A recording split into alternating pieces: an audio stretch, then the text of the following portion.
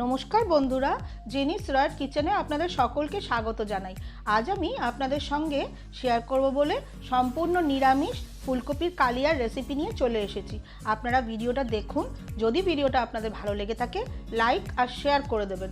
আর যদি আমার চ্যানেলে আপনারা নতুন বন্ধু হয়ে থাকেন তাহলে চ্যানেলটিকে সাবস্ক্রাইব করে বেল আইকন অবশ্যই প্রেস করে দেবেন, যাতে যখনই আমি কোনো নতুন রেসিপি শেয়ার করব তার নোটিফিকেশান আপনাদের কাছে সবার প্রথম চলে যাবে। তাহলে চলুন দেখে নিই আমার এই ভিডিওটি। নিরামিষ ফুলকপির কালিয়া বানানোর জন্য আমি একটা কড়াইতে ফুলকপিগুলো ভাপিয়ে নেওয়ার জন্য কিছুটা জল নেব। জলের মধ্যে একটু নুন দিয়ে দিয়েছি। জল গরম হয়ে গেছে। আমি ডুমো করে কেটে রাখা কপিগুলো জলের মধ্যে দিয়ে দেব।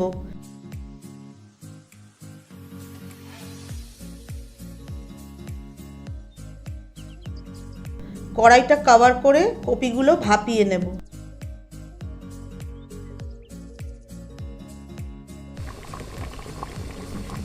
কপিগুলো ভাপিয়ে নেওয়া হয়ে গেছে, তুলে নেব।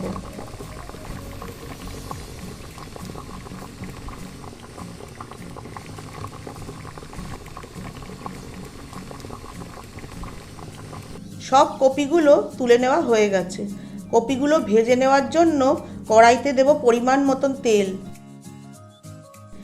তেল গরম হয়ে গেছে। আমি কপির টুকরোগুলোকে এক এক করে তেলের মধ্যে দিয়ে ভেজে নেব।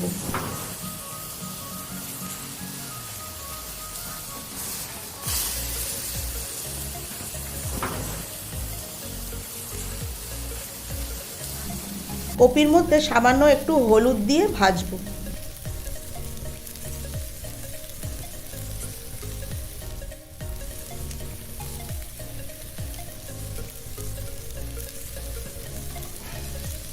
সব কপির টুকরোগুলো হালকা সোনালি রং করে ভেজে নেওয়া হয়ে গেছে, তুলে নেব।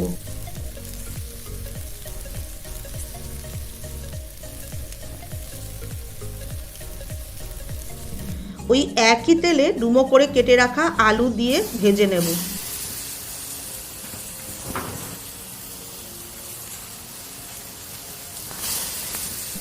আলুর মধ্যে সামান্য একটু নুন দিয়ে আলুগুলোকে ভাজবো।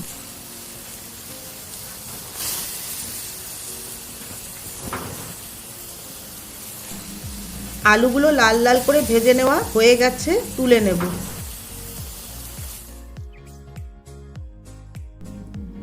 কপি আর আলু ভাজার তেলের মধ্যেই দেব আরও কিছুটা তেল। তেল গরম হয়ে গেছে। আমি ফোড়নের জন্য দেব দুটো তেজপাতা, দুটো শুকনো লঙ্কা, একটু জয়িত্রীর ফুল, তিনটে ফাটিয়ে নেওয়া ছোটো এলাচ, তিনটে লবঙ্গ আর একটু গোটা জিরে। আর যেহেতু নিরামিষ তরকারি তাই একটু হিং দেব।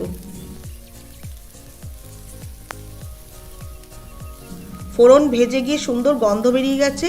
এই পর্যায়ে আমি একটা টমেটো আর দুটো কাঁচা লঙ্কার পেস্ট দিয়ে দেব। ভালো করে নাড়িয়ে চাড়িয়ে কষাবো।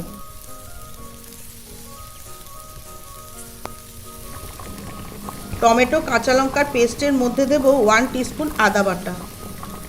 মশলা ততক্ষণ কষাবো যতক্ষণ না টমেটো আদা বাটার কাঁচা গন্ধ চলে গিয়ে মশলা থেকে তেল সেপারেট হয়ে যায়। একটু কভার করে মশলা কষাবো। কভার খুলে দেখে নেব মশলা প্রায় কষে এসেছে। এই সময় আমি গুঁড়ো মশলাগুলো দিয়ে দেব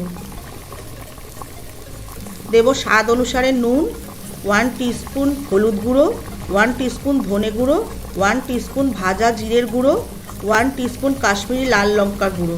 সব গুঁড়ো মশলাগুলোর সঙ্গে মশলা আবারও ভালোভাবে কষাবো।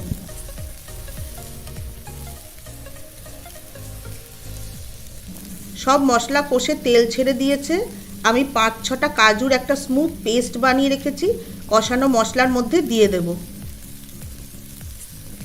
কাজু বাটার সঙ্গে সব মশলা কষাবো। আমি গ্যাসের ফ্লেমটা একটু কমিয়ে মশলা কষাবো, যাতে কাজুর পেস্টের সঙ্গে মশলা কষানোর সময় মশলা তলায় না লেগে যায়। মশলা পারফেক্টভাবে কষে গেছে। আমি ভেজে রাখা আলুগুলো দিয়ে দেব। অল্প কিছু মটরশুঁটি দিয়ে মশলার সঙ্গে মিশিয়ে দেব।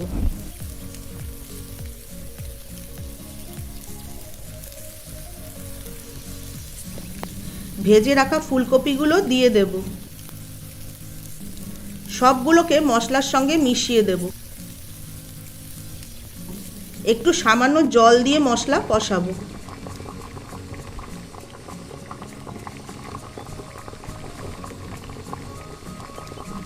আলু ফুলকপি কষাতে কষাতে দেব টেস্টের জন্য চিনি।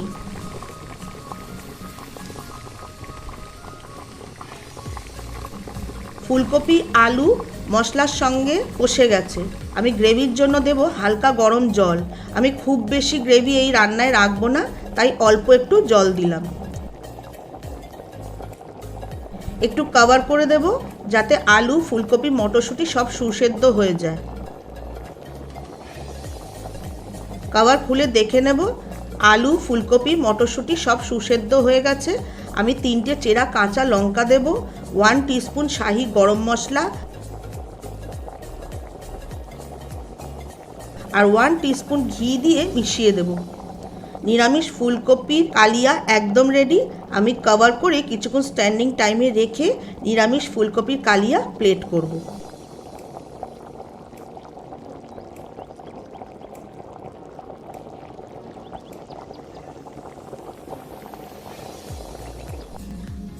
আপনারা ভিডিওটা দেখুন, যেভাবে আমি আপনাদের সুস্বাদু নিরামিষ ফুলকপির কালিয়া রান্না করে দেখালাম। আপনারা একবার বাড়িতে এইভাবে ফুলকপির কালিয়া রান্না করে খেয়ে দেখুন, আপনাদের অসাধারণ লাগবে।